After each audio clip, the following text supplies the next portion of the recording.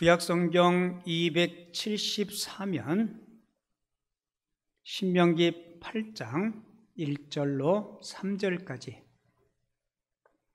제가 1절 읽고 여러분들이 2절 읽고 3절은 같이 읽도록 하겠습니다. 내가 오늘 명하는 모든 명령을 너희는 지켜 행하라. 그리하면 너희가 살고 번성하고 여호와께서 너희 조상들에게 맹세하신 땅에 들어가서 그것을 차지하리라. 내 하나님 여호와께서 이 40년 동안에 내게 광야 길을 걷게 하신 것을 기억하라. 이는 너를 낮추시며 너를 시험하사 내 마음이 어떠한지 그 명령을 지키는지 지키지 않는지 알려 하심이라. 3절 같이 읽습니다. 너를 낮추시며 너를 줄이게 하시며 또 너도 알지 못하며 네 조상들도 알지 못하던 만나를 내게 먹이신 것은 사람이 떡으로만 사는 것이 아니요 여호와의 입에서 나오는 모든 말씀으로 사는 줄을 내가 알게 하려 하심이니라.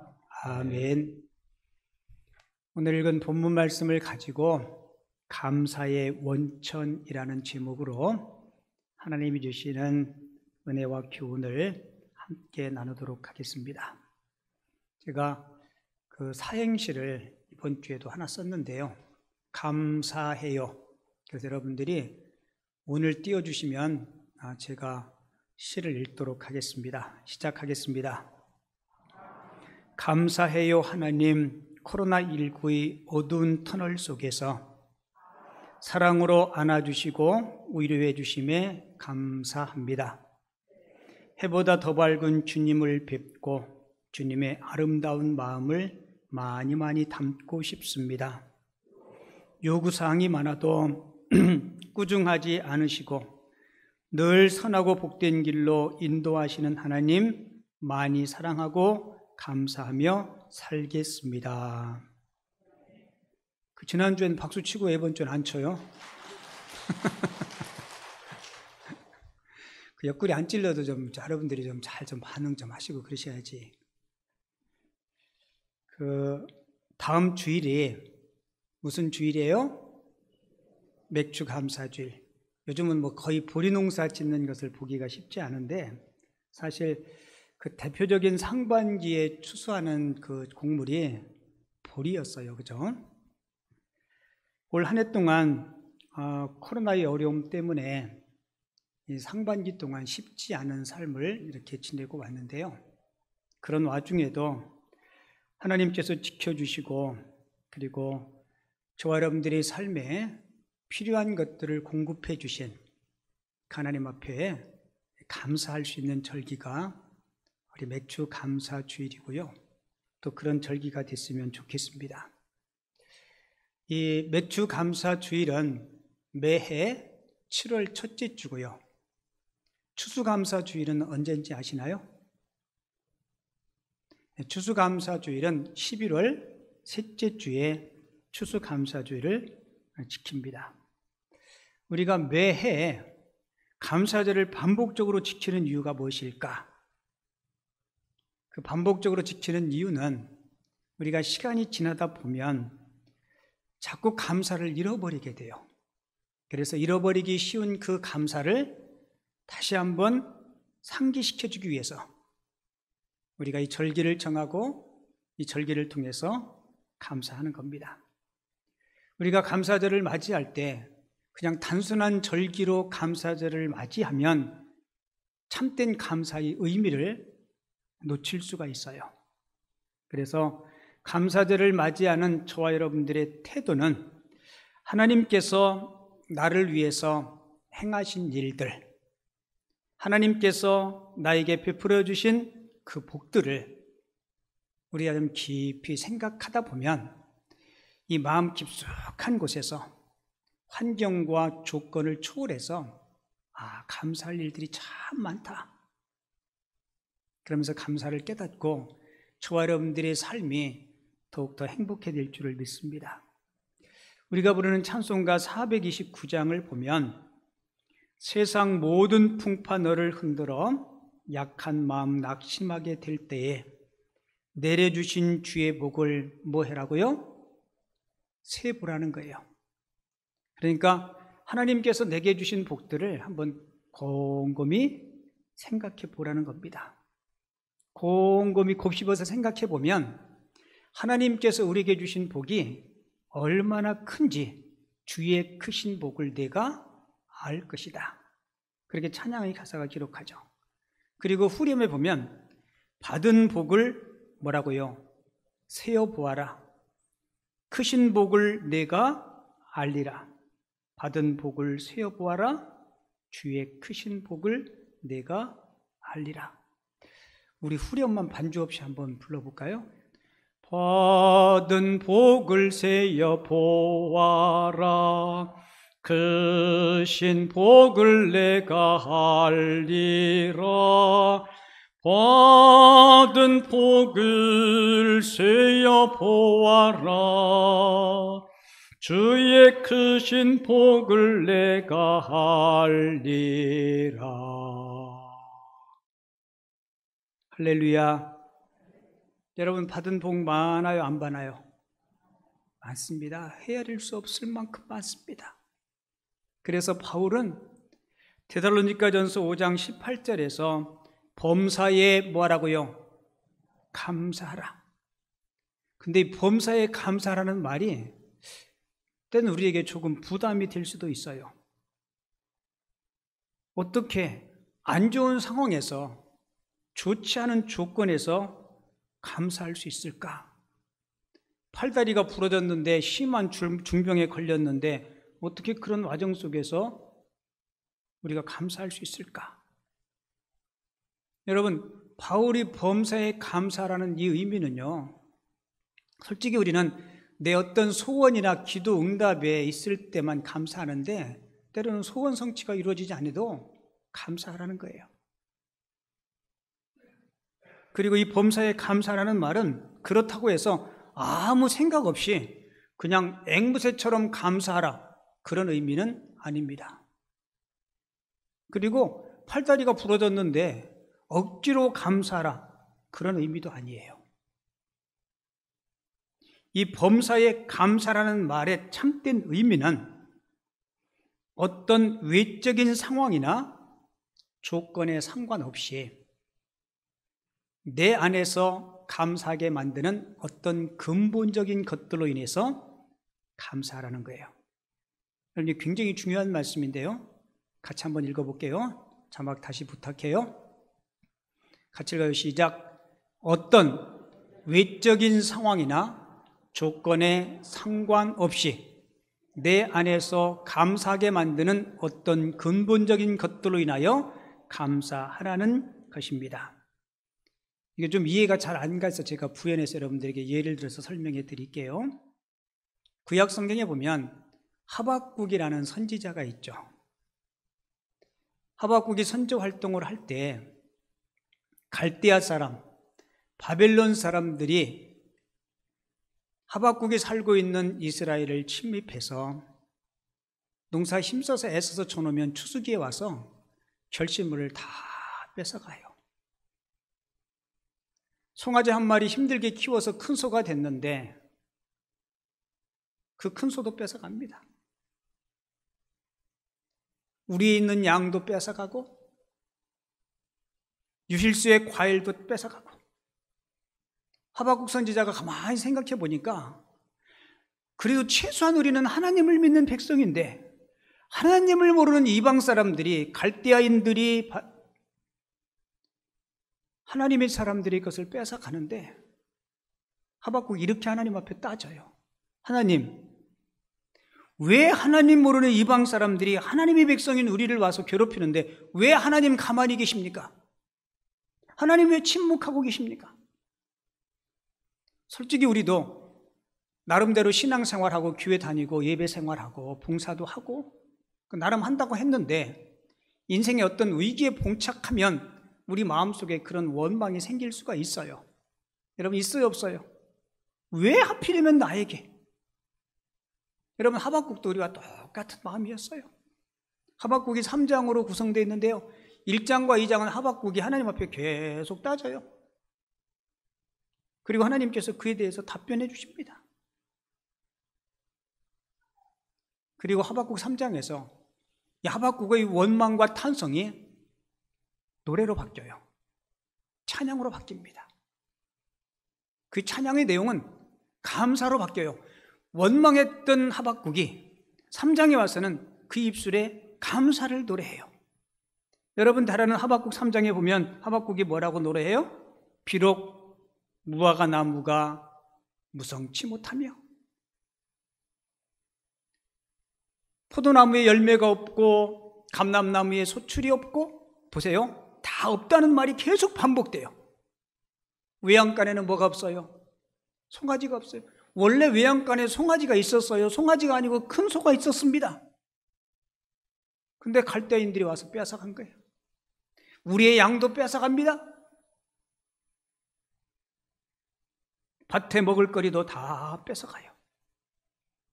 여러분, 이런 상황에서 어떻게 감사가 나올 수 있어요? 여러분, 하박국의 감사는 바울이 이야기하는 범사의 감사라는 그 범주 안에 포함돼요.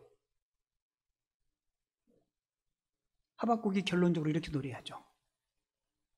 비록 무화과 나무는 무성치 못하고 외양간에는 소가 없고 우리의 양이 없을지라도 나는 여호와로 인하여 기뻐하며, 누구를 통해서요? 여호와 때문에. 왜요? 우리가 하나님 앞에 올곧게 바르게 살지 못해서 하나님이 돌이키기 위해서 이런 재난을 주시는구나.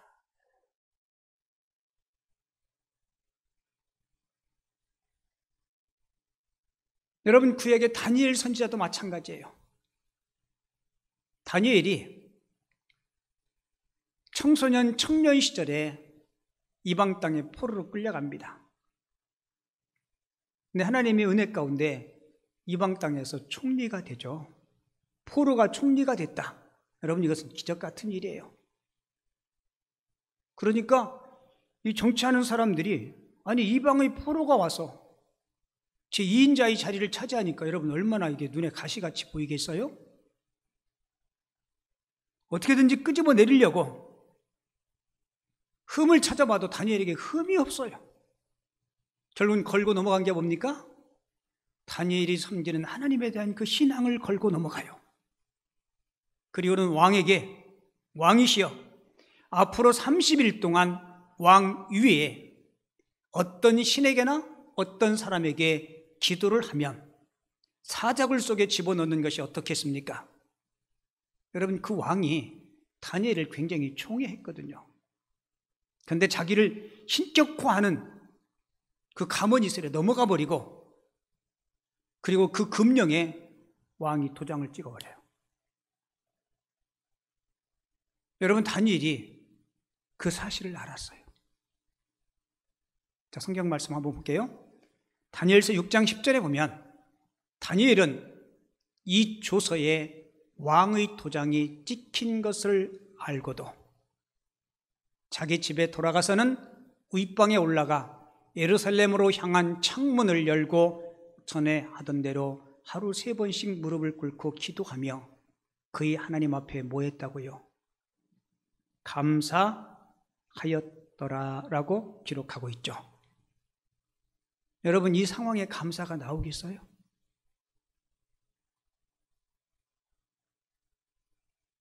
내가 왕의 신상에게 절하든지 아니면 하나님을 포기해야 되든지 아니면 자기 목숨을 내놔야 되는 이 상황에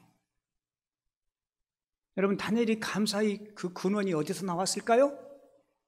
아마 다니엘은, 하나님, 제가 아주 젊었을 때 청소년 시절에 이방 땅 포로로 끌려갔는데 하나님이 저에게 지혜와 총명을 주시고 이방 나라에서 왕의 다음 자리 총리에게 이르게 해주신 하나님 감사합니다.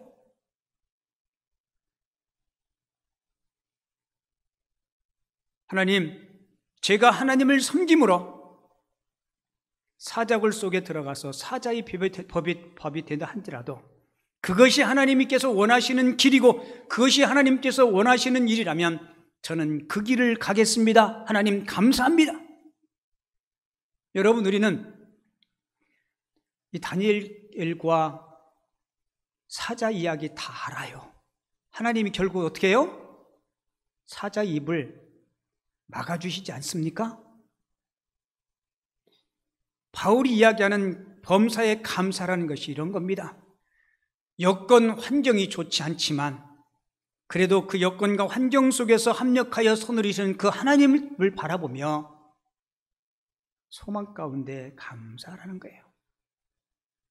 그래서 저는 여러분들과 함께 어떤 조건이나 상황 속에서 감사할 수 있는 감사의 원인, 감사의 원천을 같이 좀 살펴보려고 해요. 여러분, 내가 이루고자 하는 원하는 것들이 다 이루어졌는데 감사 못할 사람이 어디 있겠어요? 믿음 안 가진 세상 사람들도 다 즐거워하고 다 감사해요. 세상 사람들도 잘 되면요, 친구들에게 밥도 사고 다 좋아합니다. 근데 예수 믿는 우리들은 좀 달라야 되잖아요.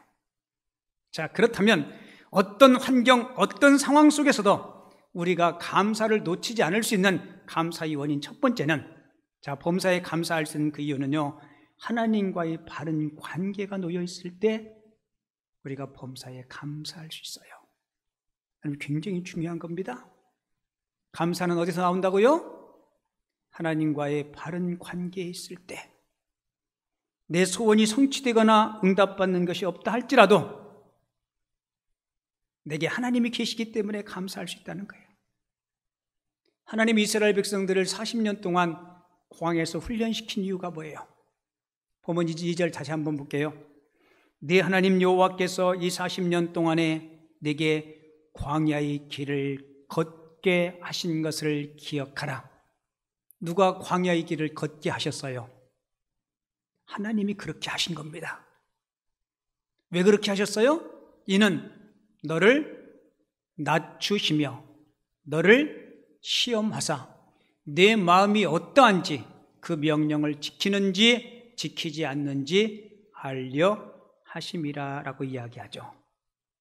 여러분, 광야를 지나는 동안 40년 동안 다양한 환경, 다양한 사건들을 통해서 이스라엘 백성들은 하나님이 누구신지를 체험하게 됩니다. 때로는 하나님이 저 밑에까지 그 백성을 낮추세요. 그리고 때로는 줄이게 하십니다. 그리고 어떤 때는 만나를 먹여주세요. 이 일련의 사건들을 통해서 하나님은 이스라엘 백성들에게 하나님이 하나님 되심을 알려주신 겁니다. 출애굽의 모든 과정을 하나님이 하셨듯이 광야 생활하는 이스라엘 백성들 가나안 정복이라는 위대한 과업도 이스라엘 백성들이 능력이 아니라 너희들이 하나님을 의지할 때 이기게 하신다는 사실을 그들에게 가르쳐 주시고 훈련시킨 거예요. 여러분들도 마찬가지예요. 저도 여러분들도 하나님과의 관계가 좋으면, 좋은 관계를 맺고 하나님을 의지하면 모든 것을 하나님이 책임지심을 꼭 기억하시기 바랍니다. 그래서 중요한 것은 어떤 상황, 어떤 사건 속에서 이 일을 주장하시는 분이 누구신가를 우리가 깊이 생각해야 돼요. 그게 내 마음에 들든 안 들든, 그 일이 어려운 일이든 쉬운 일이든 하나님께서 허락하신 일인가에 초점을 맞출 수 있어야 됩니다. 여러분, 아무리 힘들고 어려운 일이 생겨도 하나님께서 허락하신 일이라면 우리가 그 일에 헌신할 때 그 일 가운데 하나님의 놀라운 기억이 일어날 줄을 믿습니다. 우리는 솔직히요, 내가 가고 싶은 길만 가려 그래요. 그리고 내가 세운 그 길에 하나님 도와주세요, 이것이 하나님이 원하시는 길인지 아닌지 묻기 이전에 내가 생각한 그 길을 가려고 하나님 앞에 무조건 도와달라는 겁니다. 막 어떤 때는 뇌물도 바치고요. 뭔 말인지 이해가 돼요? 마음 중심은 그렇지 않은데 그 뜻을 관철시키기 위해서 때로는 막 금식도 해요. 막 한 주일 동안 막. 여러분, 그 길이 하나님이 원하시는 길이 아니면요, 여러분 백날 굶어보세요. 배만 고프지 아무 응답 없어요. 아무도 아멘 안 하시네. 여러분 그거 깨달으셔야 돼요. 여러분, 참된 신앙이 뭐예요? 주님께서 원하시는 길을 걷는 것, 주님께서 가라 하시는 그 길을 가는 것, 여러분 그것이 올바른 믿음이고 참된 신앙임을 기억하시기 바랍니다. 비록 내가 그 길을 가기 싫지만 하나님이 원하시는 길이라면 그 길을 갈 수 있으셔야 돼요. 일도 마찬가지예요. 내가 하고 싶은 일을 하는 것이 아니고 하나님께서 하라 하시는 일, 하나님이 기뻐하시는 일을 할 수 있는 성도가 성숙한 성도요, 건강한 교회임을 믿습니다. 제가 요즘 제 마음속에 그 기도를 되게 많이 해요. 하나님, 우리 김포 남현교회가 하나님께서 가라 하시는 그 길을 가기를 원합니다. 하나님께서 하라 하시는 그 길을 하기를 원합니다. 여러분, 그 교회가 건강한 교회고 그 교회가 쓰임받는 교회 아니겠습니까? 하나님의 길은 여기고 하나님의 일은 이건데 우리가 엉뚱한 일을 하려고 발버둥 치면 여러분 얼마나 힘들겠어요? 여러분, 구약의 요셉 보세요. 요셉의 한 생애를 돌아보면요, 그는 원망과 불평을 해도 괜찮을 만큼 억울함이 많은 사람이었어요. 훗날 요셉이 애굽의 총리가 되고 형들을 만나죠. 그때 형들한테 뭐라고 이야기해요? 형님들, 이곳에 나를 보낸 것이 형님들이 나를 종으로 팔아서 나를 이곳에 보냈다고 저는 생각하지 않습니다 라고 이야기해요. 그리고 뭐라고 이야기해요? 그렇죠, 하나님께서 구원의 큰 계획을 가지시고 나를 이곳에 보내주셨습니다 라고 이야기해요. 여러분, 요셉은 자기 어려움의 그 원인을 형들에게 돌리지 않았어요. 하나님의 선해진 계획이 계셨기에. 왜요? 그는 17살 때 꿈을 꾸지 않습니까? 하나님 주신 그 비전을 붙잡았기에. 그는 하나님과의 아름다운 관계를 놓치지 않았기에 원망과 불평을 다 내려놓고 어려운 환경 속에서 하나님은 과연 어떤 뜻이 계시기에 나를 이곳으로 보내셨을까를 깊이 묵상하고 그 아름다운 관계를 유지할 수 있었던 겁니다. 여러분, 이처럼 행복한 인생은 하나님과의 바른 관계에서부터 시작됩니다. 여러분들이 오늘 설교 다른 거 다 기억하지 못해도 이 말씀을 꼭 기억했으면 좋겠어요. 행복은 하나님과의 바른 관계에서부터 시작되고 유지되고 지속돼요. 마태복음 5장을 보면 우리가 흔히 산상수훈이라 그러죠. 마태복음 5장은 팔복으로 시작해요. 심령이 가난한 자는 복이 있나니, 애통하는 자는 복이 있나니, 마음이 온유한 자는 복이 있나니. 이 복이 있나니라는 말이 계속 반복되는데요, 이 복이 있나니 이 단어의 영어 성경은 블레싱, 축복이라는 단어로 번역하고 있습니다. 이 블레싱, 이 축복이라는 말의 원래 단어의 의미는요, 블러드, 피라는 단어에서 왔대요. 여러분, 어떻게 축복과 피, 이게 무슨 연관이 있을까? 여러분, 이 단어는 본래 피의 제사를 뜻하는 말에서 유래했어요. 우리가 구약 성경을 보면 동물을 잡아서 피의 제사를 하나님 앞에 드리지 않습니까? 이 피의 제사의 가장 중요한 의미는요, 희생 동물의 그 피 흘림을 통해서 우리가 죄 용서함을 받고 하나님과 얼그러진 관계가 회복되는 것을 의미합니다. 그러니까 구약의 피 제사의 중요한 목적은 하나님과의 바른 관계에 있다는 거예요.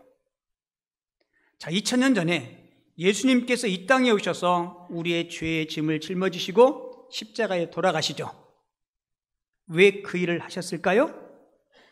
우리 죄 용서를 통해서 우리와 하나님과의 관계 회복을 위해서 예수님께서 십자가를 치신 거예요.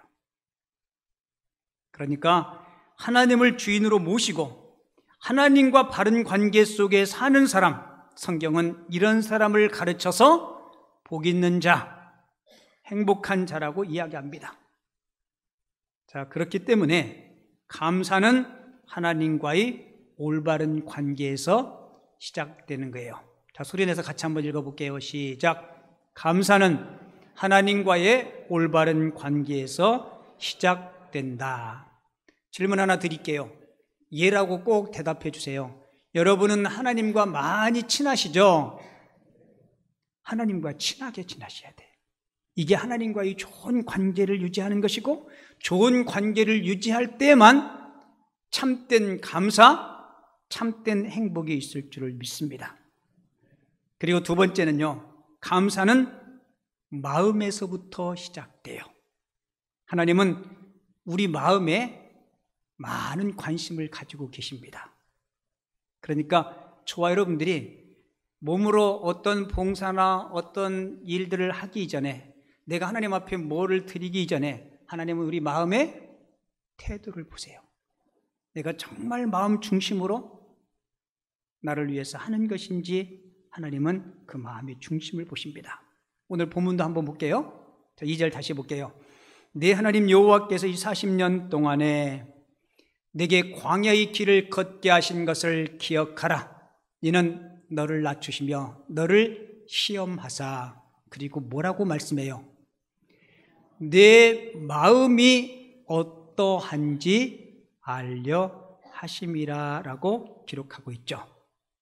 그러니까 하나님은 우리 마음의 태도를 귀하게 보신다는 겁니다. 우리의 감사를 빼앗아가는 이유가 뭘까요?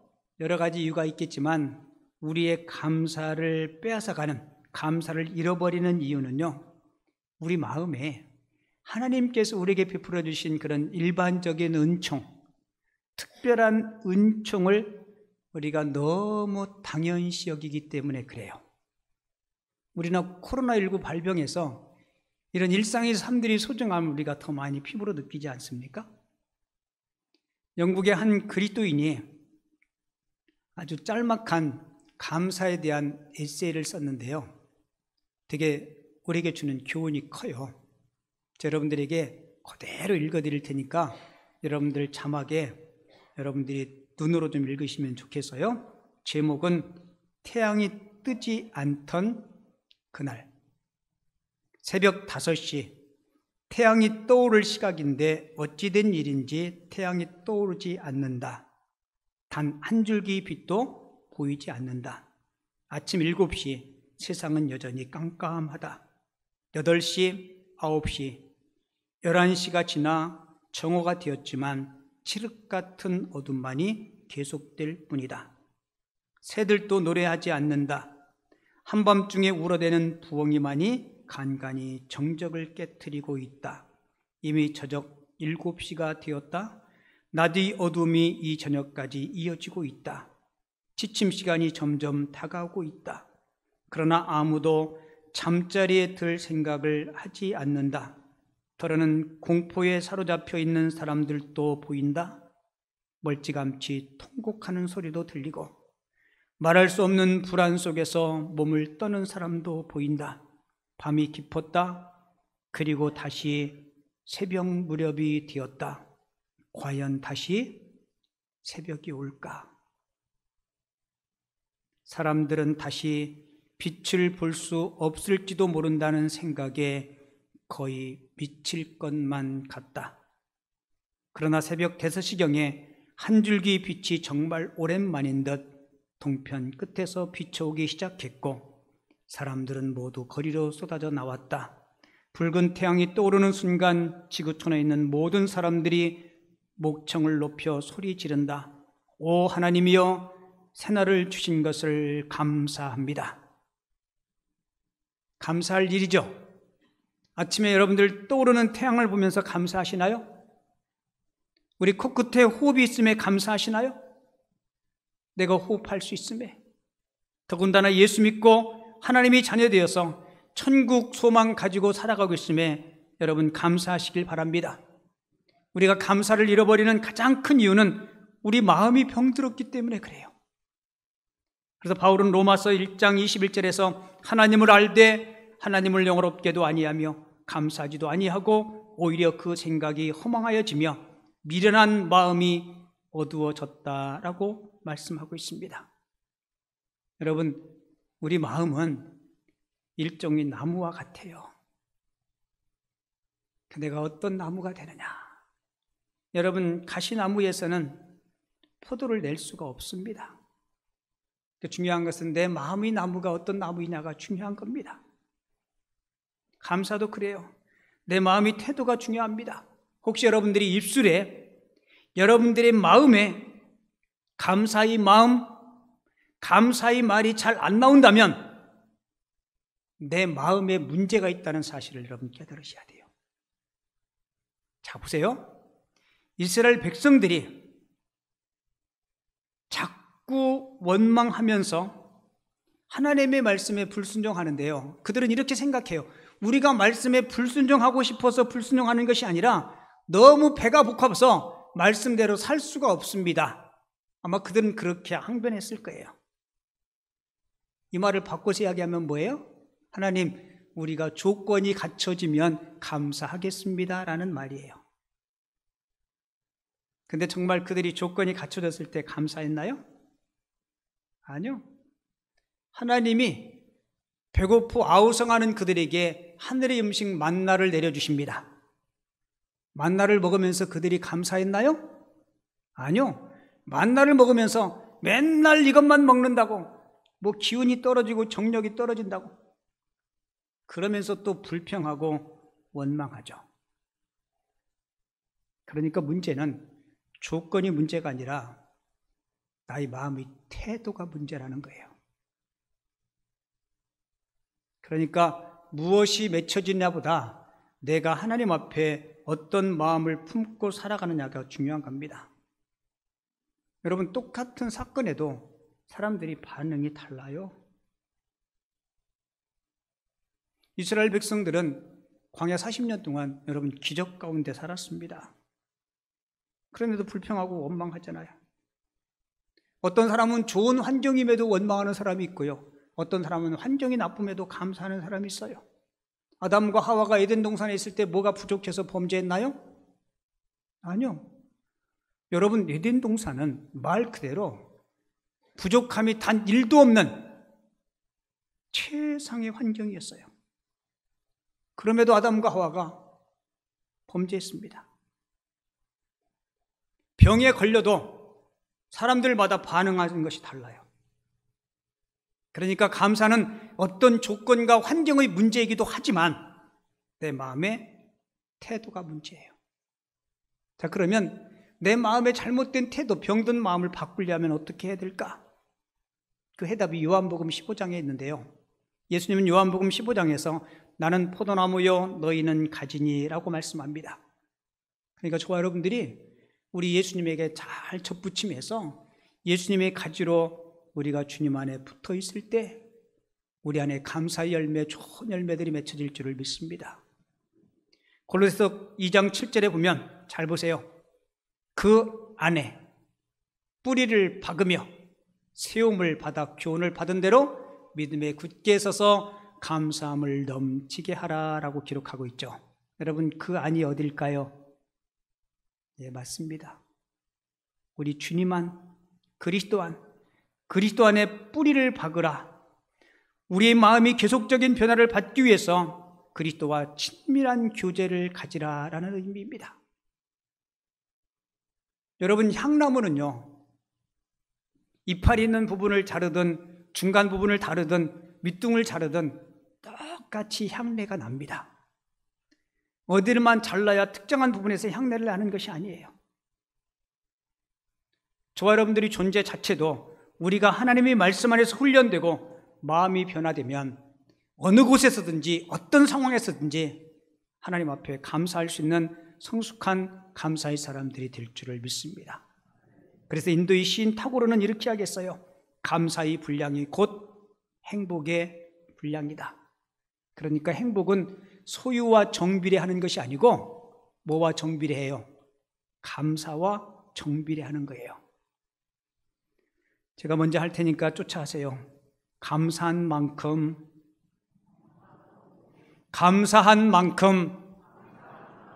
인생은 행복해집니다. 여러분, 행복하기를 원하십니까? 그러면 뭐 하시면 돼요? 마음으로 감사하시고 입술로 감사하시고 구체적으로 여러분들 주변 사람들에게 감사하세요. 연습 한번 하겠습니다. 여보, 안 해보셨나? 그러면 마누라 이것도 안 해보셨나? 해보세요. 여보, 그만두겠습니다. 안 해보셔서 그래요. 여보, 당신이 제 배우자라서 감사해요. 처음에 그렇게 이야기하면 이 여자가 미쳤나? 뭐 필요한 거 있어? 이렇게 이야기할지 모르는데요. 진정성이 없어서 그래요. 그리고 한 번도 훈련을 해보지 않았어요. 누가 행복해요? 감사하는 자. 하나님 앞에 여러분 감사 많이 해보세요. 하나님 감사합니다. 그러면 여러분들이 마음에 하나님이 주시는 그 기쁨, 그 쓰나미처럼 몰려와요. 특별히 삶이 힘들고 환경이 어려울 때 감사를 고백해 보세요. 그리고 하나님의 인도하심을 믿기에 감사할 수 있어요. 본문 2절에 보면 내 하나님 여호와께서 이 40년 동안에 내게 광야의 길을 걷게 하신 것을 기억하라. 여러분, 광야는 훈련의 장소이기도 하지만 하나님이 그 백성들과 함께 하심을 경험한 곳이 그 광야예요. 여러분 맞죠? 훈련의 장소이기도 하지만 하나님이 그들과 함께 하지 않으시면 그들은 그 광야에서 살 수 없었어요. 광야를 지날 때 하나님이 그들과 함께 하심을 구체적으로 보여주신 게 뭐예요? 구름 기둥과 불 기둥, 때로는 반석에서 물을 내게 하시고 하늘의 음식 만나를 먹여주시고. 여러분, 그 하나님은 지금도 동일하게 저와 여러분들의 삶을 인도하시는 하나님이심을 꼭 기억하시기 바랍니다. 여러분, 지나온 삶의 뒤안길을 뒤돌아보세요. 제가 가끔 제 고향 이야기하죠. 아시나 어딘지? 충남 홍성군 갈산면 상촌리. 오랜만에 얘기하네요. 촌놈이 그 상촌에서 태어나서 지금까지 하나님 인도가 하심 가운데 참으로 소중하고 귀하고 귀하된 우리 성도님들을 섬길 수 있는 목회자의 자리에 세워주신 것, 가만히 생각해 보면 다 은혜예요. 제가 새벽에 새벽 예배 인도하고 가만히 나의 삶의 뒤안길을 뒤돌아보면 너무 감사한 거예요. 우리가 부르는 찬송가 379장을 보면 내 갈 길 멀고 밤은 깊은데 빛 되신 주, 저 본향집을 향해 가는 길 비추소서. 내 가는 길 다 알지 못하나 한 걸음씩 늘 인도하소서. 3절에 보면 이전에 나를 인도하신 주, 지금까지 나의 삶을 인도하신 주, 또 어디도 인도해요? 장래에도 앞으로도. 우리 3절은 요거는 반주 없이 불러야 은혜가 되더라고요. 같이 한번 불러볼게요. 이전에 나를 인도하신 주,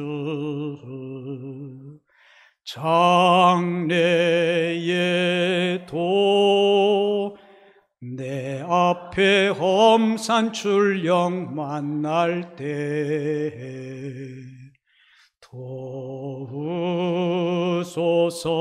도우소서. 밤 지나고 저 밝은 아침에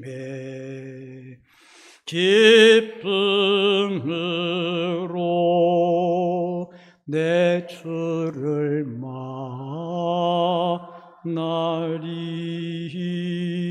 만나리. 할렐루야.